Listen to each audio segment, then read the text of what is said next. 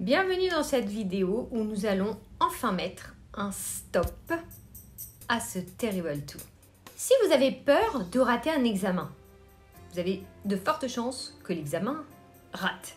Si vous avez peur de tomber, vous avez de fortes chances de tomber.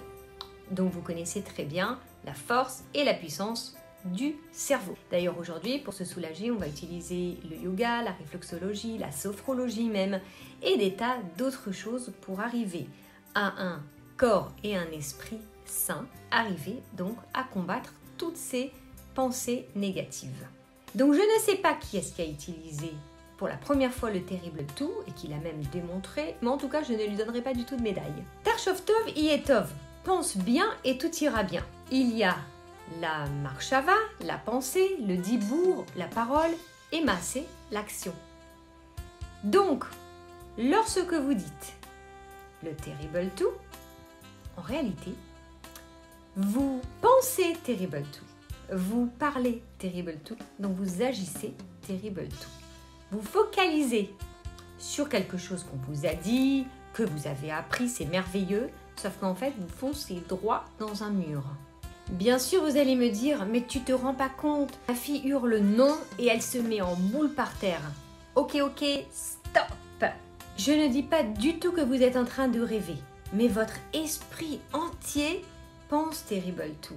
Donc vous ne pouvez plus vous retirer de cette scène et voir combien ce comportement est sain, combien il est nécessaire, combien il est vital pour finalement faire appel à la conscience. La conscience humaine, c'est quelque chose qu'on veut en permanence détruire. À tout âge, là, elle est en train de naître chez cet enfant de 2 ans. Je suis conscient que je ne suis pas maman. Je suis conscient que je suis un être. Je suis conscient que j'ai quelque chose à faire sur Terre. Alors, aidez-moi. Et le respect des parents, ça prend très jeune. Si vous attendez qu'il ait 18 ans pour qu'il comprenne les notions de respect, c'est beaucoup trop tard et c'est bien plus difficile.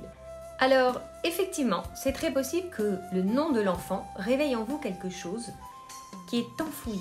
Peut-être qu'il y a beaucoup de choses sur lesquelles vous ne pouvez pas dire non aussi facilement que le fait votre enfant et que vous aimeriez bien l'hurler.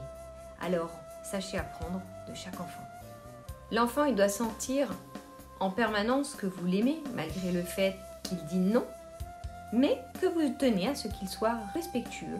C'est pas grave, vous pouvez lui dire et lui expliquer.